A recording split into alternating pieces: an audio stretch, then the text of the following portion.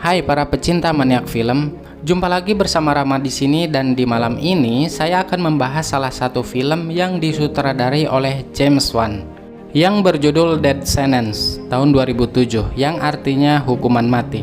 Yang mana kita ketahui bersama bahwa film-film besutan James Wan tidak diragukan lagi seperti film Insidious, Conjuring, Malignant, Saw, dan masih banyak film-film lainnya yang saya tidak sebutkan di sini. Singkat cerita, film ini berfokus menceritakan kepada sosok sang ayah yang membalaskan dendam atas kematian putra tercintanya. Hal itu disebabkan oleh para berandalan yang ada di kota tersebut. Satu persatu dari mereka dibunuh oleh sang ayah seorang diri. Oke, daripada berlama-lama, mari kita masuk ke alur cerita filmnya.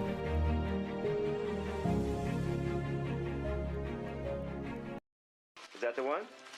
Good, good. Merry Christmas. Hey, you like it? We wish you a Merry Christmas. Diawali dengan sebuah rekaman video yang memperlihatkan momen sebuah keluarga. Kebahagiaan, canda tawa selalu menyelimuti keluarga tersebut. Seiring berjalannya waktu, anak-anak mereka tumbuh menjadi besar. Dan kisah akan berfokus kepada seorang ayah yang bernama Nick. Dia merupakan seorang pekerja kantoran yang memiliki posisi eksekutif di perusahaan tersebut. Meskipun memiliki jabatan yang tinggi, orangnya tetap humble kepada semua orang. Seperti yang kita lihat di awal tadi, dia memiliki seorang istri yang bernama Helen dan dua orang anak laki-laki yang bernama Brandon sebagai anak pertama dan juga si bungsu yang bernama Lucas. Keluarga yang bahagia, hidup berkecukupan, dan rumah yang nyaman. Di malam itu, Brandon memiliki jadwal bermain hoki. Dia meminta sang ayah untuk mengantarnya.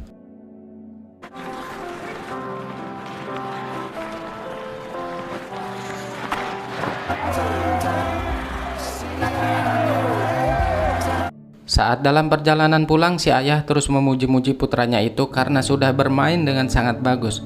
Dan di sini kita bisa lihat kedekatan antara anak dan ayah. Dalam waktu dekat, Brandon akan pergi ke Kanada untuk ikut bermain dalam kejuaraan hoki internasional. Tentu saja hal itu membuat bangga sang ayah.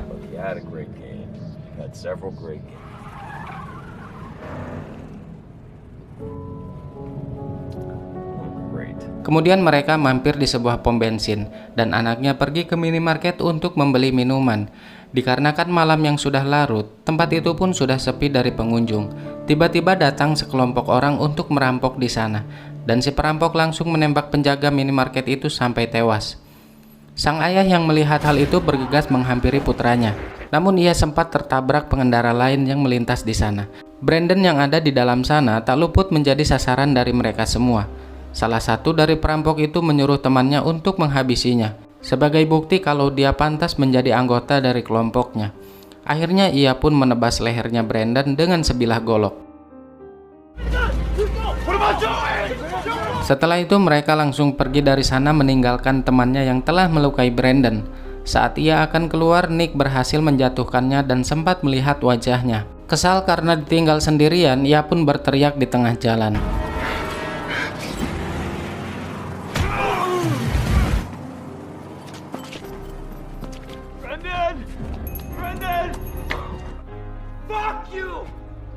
Dengan cepat sang ayah membawa putranya itu untuk mendapatkan pertolongan medis. Tak berselang lama istri dan si bungsu datang ke rumah sakit itu, namun naasnya dokter berkata bahwa nyawa Brandon tidak tertolong lagi. Brandon, anak tercinta, dinyatakan meninggal saat insiden itu.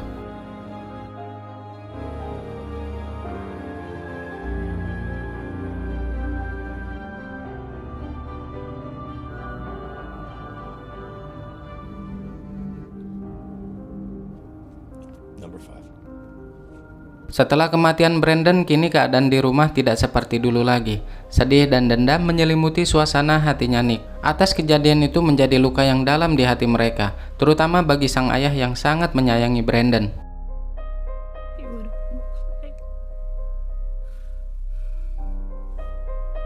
Di keesokan harinya, Nick bertemu dengan pengacaranya untuk mempersiapkan persidangan nanti. Di sana ada seorang detektif yang mengurus kasus pembunuhan tersebut. Terungkap fakta bahwa kejadian itu bukan perampokan biasa, melainkan semacam ujian untuk merekrut anggota baru dalam suatu gangster, yang mana mereka mencari korban secara acak untuk dibunuh, agar anggota baru mereka bisa mendapatkan pengakuan dan bisa masuk ke dalam anggota mereka. Dan ternyata tidak ada sama sekali bukti dalam pembunuhan tersebut. Hanya ada Nick sebagai satu-satunya saksi yang ada di sana. Yang itu artinya akan sangat sulit membawa si pelaku ke dalam penjara. Akan tetapi si pengacara punya cara lain yang dapat memberatkan si pelaku. Maka dari itu Nick diwajibkan untuk memberikan kesaksiannya. Kemudian persidangan pun dimulai.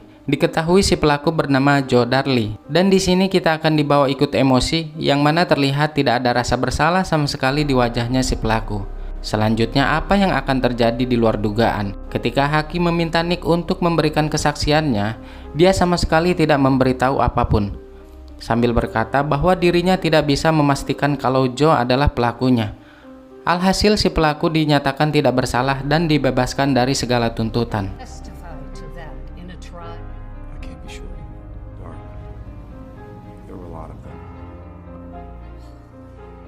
Mr. Humes here. No, Your Honor, I do. Mr. Baring, you are released from custody. You may return. Setelah persidangan selesai, teman-teman satu gengnya datang menjemputnya, dan mereka sangat bangga dengan apa yang sudah dilakukan oleh Joe. Di sana ada saudara Joe yang sekaligus ketua gangster yang bernama Billy Darley. Dan ternyata Nick tidak mau memberi kesaksian karena dirinya akan membalaskan dendam secara langsung kepada si pelaku dan orang yang terlibat atas kematian putranya tersebut. Diam-diam Nick memperhatikan mereka dan membuntuti dari kejauhan. Kini mereka pun sampai di sebuah kontrakan yang berlokasi di lingkungan yang cukup kumuh. Seperti yang kita ketahui bersama bahwa Nick sedang merencanakan sesuatu, dan apakah itu nanti kita juga akan tahu.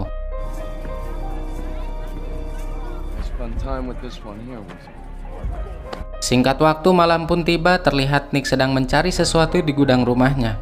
Ia menemukan sebuah pisau yang masih cukup bagus. Ternyata ia berencana untuk membalaskan dendam atas kematian putranya. Tiba-tiba datang putra bungsu yang memergokinya. Lalu si bungsu hanya menanyakan lokasi saat kakaknya dibunuh. Tak lama kemudian istrinya juga datang dan menanyakan hasil dari persidangan tersebut. Nick menjawab kalau si pelaku dinyatakan tidak bersalah, akan tetapi penyelidikan akan terus dilanjutkan. Kemudian Nick berpamitan untuk kembali lagi ke kantornya dengan alasan akan mengambil sesuatu yang tertinggal, yang ternyata dia kembali lagi ke kontrakannya si pelaku. Sebagai orang yang baik, sebenarnya dia tidak berani melakukan hal tersebut. Namun demi membalaskan dendam kematian putranya, dia tetap bertekad untuk melakukan hal itu. Ketika dia akan masuk ke dalam bangunan tersebut, tak diduga ada seorang wanita yang melihatnya. Dirasa sudah aman, Nick segera masuk ke dalam sana. Di saat Joe sedang membuang sampah, dirinya dikagetkan dengan kehadiran Nick yang sudah ada di belakangnya. Dan di saat itulah Nick langsung menghajarnya. Terjadi perkelahian di antara mereka berdua. Singkat cerita, Nick berhasil menikam si Joe yang menyebabkan dirinya tewas saat itu juga.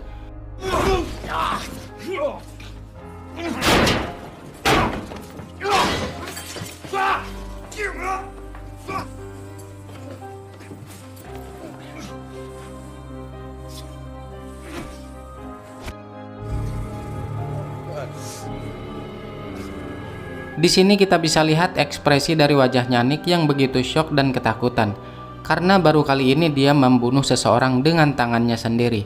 Untuk menghilangkan jejak, lalu ia membuang pisau sebagai barang buktinya, dan tanpa dia sadari ini awal dari malapetaka.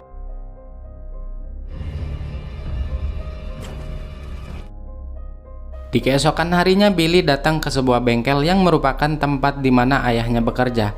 Ternyata ayahnya memiliki bisnis penjualan senjata. Selain itu, ayahnya juga memiliki sifat yang sangat keras terhadap anak-anaknya.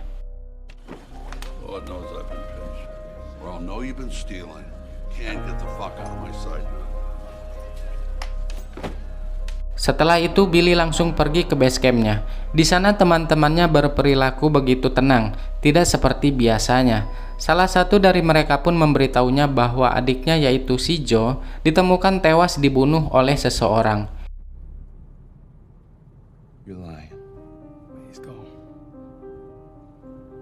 Di sisi lain, Nick yang sedang bekerja dihampiri oleh seorang detektif. Detektif itu hanya menyampaikan sebuah kabar bahwa orang yang sudah membunuh putranya ditemukan tewas setelah dibunuh oleh seseorang. Yeah, I suppose there is. Thought you'd like to guess there is justice, huh?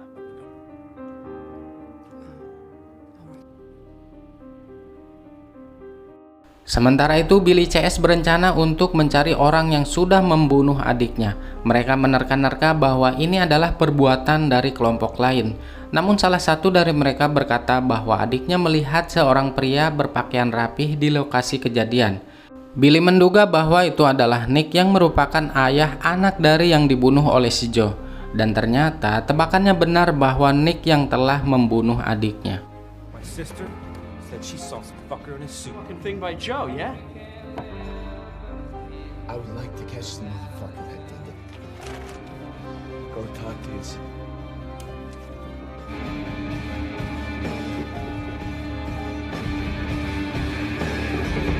Kembali lagi kepada Nick, terlihat dia akan pulang ke rumah. Tak diduga Billy CS sudah ada di dekatnya. Kemudian salah satu dari mereka mengikuti dari belakang dan berusaha untuk menembaknya. Dengan sigap, Nick berbalik badan dan berhasil menjatuhkan senjatanya. Dari kejauhan, Billy langsung menembak ke arahnya. Aksi kejar-kejaran pun terjadi di sini, yang mana membuat kita semua yang menontonnya menjadi ikut tegang. Lalu ia masuk ke sebuah dapur restoran yang terhubung dengan parkiran mobil, tempat di mana dirinya memarkirkan mobilnya. Dengan kecerdikannya, Nick membunyikan alarm dari beberapa mobil yang terparkir di sana, dengan tujuan untuk mengecoh Billy CS. Akhirnya Nick sampai di lantai paling atas, dan di sana sudah ada salah satu teman Billy. Akan tetapi dia masih belum tahu keberadaannya Nick. Secara diam-diam, Nick mencoba untuk mendekatinya. Di saat orang tersebut lengah, Nick langsung menyerangnya saat itu juga.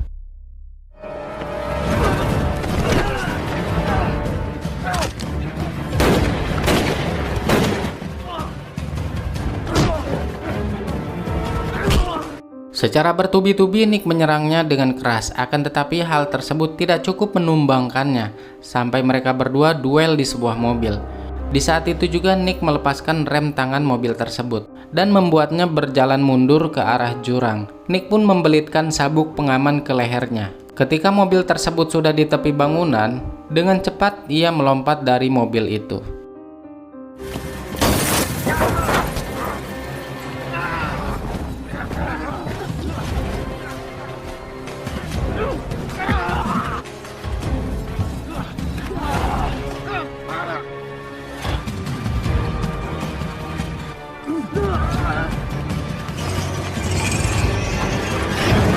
Setelah itu Nick langsung bergegas pergi dari sana menggunakan mobilnya. Billy yang melihat hal tersebut mencoba untuk menghentikannya. Akan tetapi keberuntungan masih berpihak kepada Nick. Setelah kejadian itu ternyata Billy menemukan kopernya Nick yang dibuang saat kejar-kejaran tadi. Isi dari koper itu ada dompetnya lengkap dengan identitas beserta foto keluarganya. Sehingga Billy tak bersusah payah mencarinya lagi karena dia sudah tahu tempat di mana keluarganya tinggal. Di keesokan harinya, Billy mengutus salah satu temannya datang ke tempat kantornya Nick bekerja untuk memberikan sesuatu kepadanya. Dengan suara yang keras, dia membuat kegaduhan di sana. Lalu dia menyerahkan barang tersebut kepada Nick dan mengancam kalau dia akan mati dengan sangat menderita. Nice office, motherfucker. Setelah itu Nick langsung membuka barang tersebut dan isinya adalah koper miliknya. Betapa terkejutnya dia ketika menemukan foto anak dan istrinya yang sudah dicoret dengan spidol merah. Di belakangnya terdapat nomor telepon Billy. Ketika Nick menelponnya, Billy mengatakan bahwa dia akan datang ke rumahnya dan membunuh anak dan istrinya sebagai bentuk pembalasan karena Nick sudah membunuh adiknya. Where are you, bastard? Where the fuck you are right now? No, I'll tell you where the fuck. You wanna send me a reward for finding that wallet? I'm coming for some fucking family. Because there's no more warnings. I say who lives. I say who dies. Seketika itu Nick menjadi panik. Kemudian dia menghubungi istrinya yang ada di rumah agar tetap di sana dan jangan kemana-mana. Dia juga menghubungi sang detektif untuk meminta bantuannya. Dengan cepat dia bergegas kembali lagi ke rumah. Di sana dia mengunci rapat-rapat semua jendela dan juga pintu. Hal itu membuat istri dan anaknya menjadi ketakutan. Di waktu yang bersamaan, sang detektif sudah tiba di rumahnya. Dan disinilah si detektif telah mengetahui kebenarannya, bahwa dirinya sudah main hakim sendiri karena telah membunuh Joe. Hal itu membuat api peperangan baru kepada Billy dan teman-temannya. Dan secara tidak langsung anggota keluarganya Nick ikut peperangan dalam masalah ini. Dikarenakan ini adalah ulahnya sendiri, maka polisi tidak bisa membantunya. Akan tetapi sang detektif menempatkan 2 personil polisi untuk mengawasinya. Everything. And don't worry. Kini malam pun telah tiba, terlihat Nick masih terjaga. Sementara Lucas dan istrinya sudah tertidur lelap. Tak lama kemudian terdengar suara klakson dari arah luar. Setelah dilihatnya, ternyata kedua polisi itu sudah tewas. Di waktu yang bersamaan, Billy CS sudah berada di dalam rumahnya. Dengan cepat Nick langsung berlari ke lantai atas.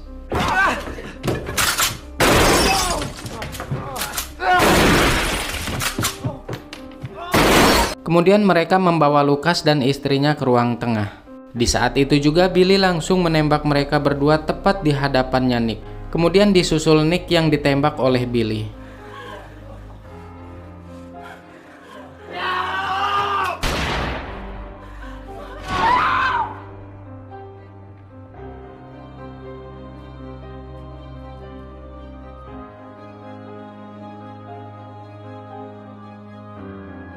Setelah tragedi itu, Nick langsung dilarikan ke rumah sakit. Beruntung dirinya masih bisa diselamatkan. Di sini dia baru menyadari bahwa dendam yang ada di dalam hatinya malah membahayakan keluarganya. Dan kini dia tidak mempunyai keluarga lagi. Namun si detektif mengatakan bahwa Lucas, si anak bungsu, masih bisa diselamatkan, yang saat ini dalam keadaan koma.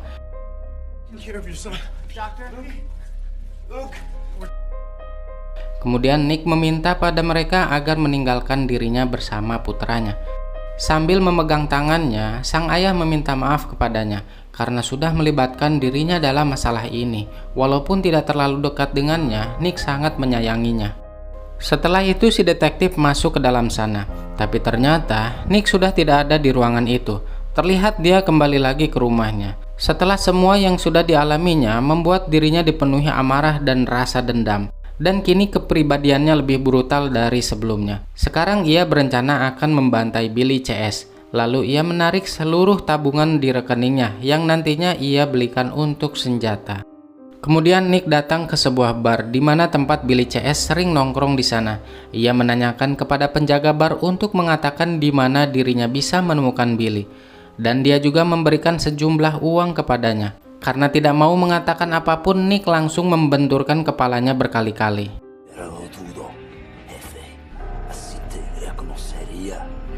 Fuck you. You know what Billy Dolly, buddy? Where Billy Dolly is. With him. Okay, there you go. Setelah itu Nick datang ke sebuah tempat untuk membeli senjata di ayahnya Billy. Awalnya ayahnya Billy meremehkannya, akan tetapi setelah melihat banyak uang yang dibawanya, ia langsung menunjukkan koleksi senjatanya. Di sini Nick membeli sebuah pistol dan laras panjang.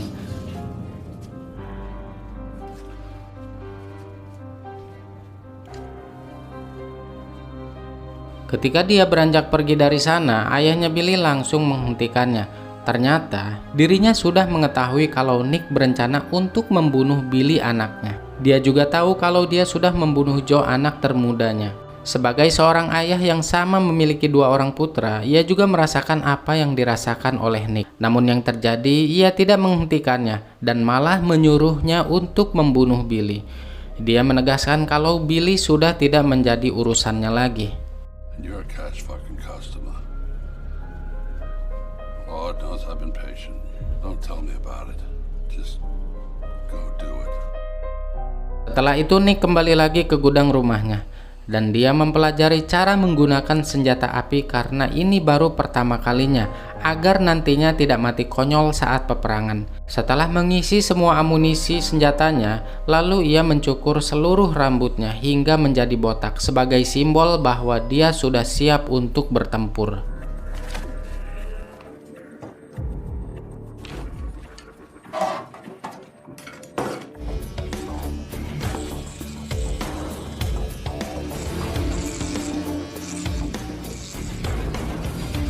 Setelah semuanya siap, dia langsung menuju ke lokasi pertama di mana tempat salah satu anak buahnya Billy.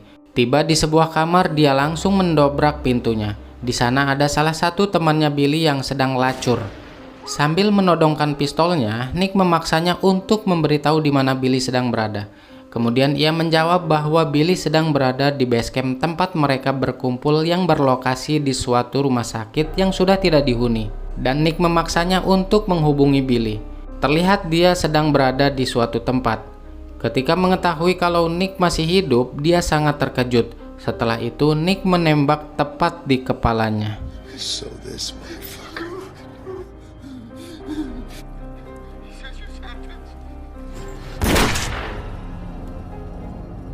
Mengetahui hal itu, Billy bergegas pergi ke markas gengnya. Tanpa diduga, ayahnya mendatangi Billy untuk memarahi sekaligus menghentikannya agar tidak berhadapan dengan Nick. Di balik sifat kerasnya itu, sang ayah masih peduli dengan putranya dan tak ingin anaknya mati di tangan Nick. Dan apa yang terjadi mengejutkan kita, dia malah menembak ayahnya sendiri. Lalu Billy pergi membawa mobil ayahnya ke tempat tujuan. Di sisi lain, Nick sudah sampai di sana. Dengan menggunakan mobil anggotanya Billy lalu menerobos ke dalam sana sambil menabrak van yang terparkir di halaman markas mereka.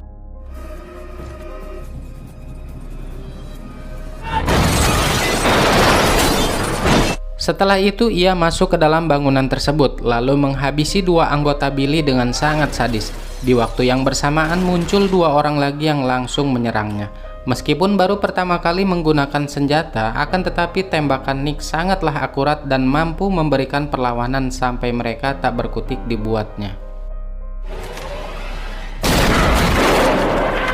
Tibalah Billy di lokasi kejadian. Di sana dia melihat para anggotanya yang sudah tewas. Sementara itu Nick masih memburu kawanannya yang masih tersisa. Singkat cerita, Nick menemukan salah satu dari mereka lalu menembaknya sampai menembus tembok.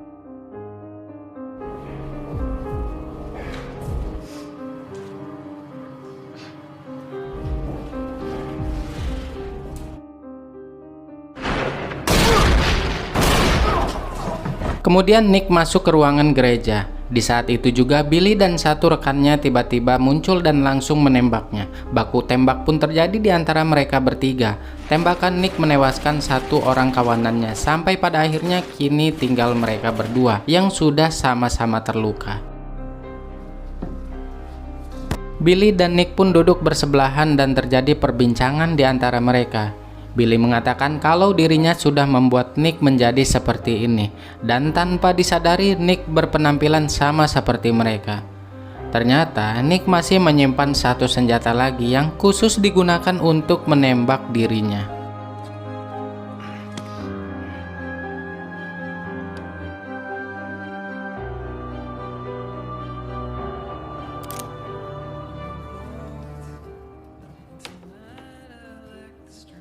Di akhir film kita diperlihatkan Nick yang sedang berada di rumahnya seorang diri, mengenang masa-masa kebahagiaan keluarganya, sambil memutar kembali momen kebersamaannya dengan anak-anak dan istrinya. Kini ia hanya bisa meratapi kenangan indah bersama istri dan anak tercintanya yang sudah meninggal. Tak lama kemudian sang detektif datang menemuinya. Dia memberi kabar bahwasannya Lucas sudah bangun dari masa kritisnya. Hal itu membuat Nick sedikit ada harapan. Dan film pun selesai.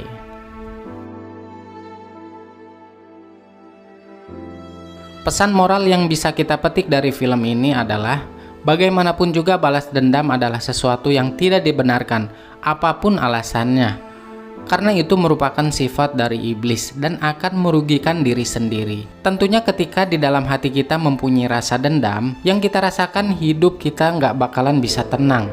Rasa amarah yang dikendalikan oleh iblis akan senantiasa menjerumuskan kita kepada sesuatu hal yang buruk. Contohnya di film ini setelah melakukan balas dendam, maka akan lahirlah dendam yang baru, dan begitu seterusnya. Dan ujung-ujungnya akan merugikan diri sendiri. Keluarga pun menjadi korban dari rasa amarah kita. Oke guys, itu dia tadi alur cerita film dari saya. Ambil sisi positif dan buang sisi negatifnya. Terima kasih banyak bagi kalian yang masih stay di channel ini dan sampai ketemu lagi di rangkum film selanjutnya.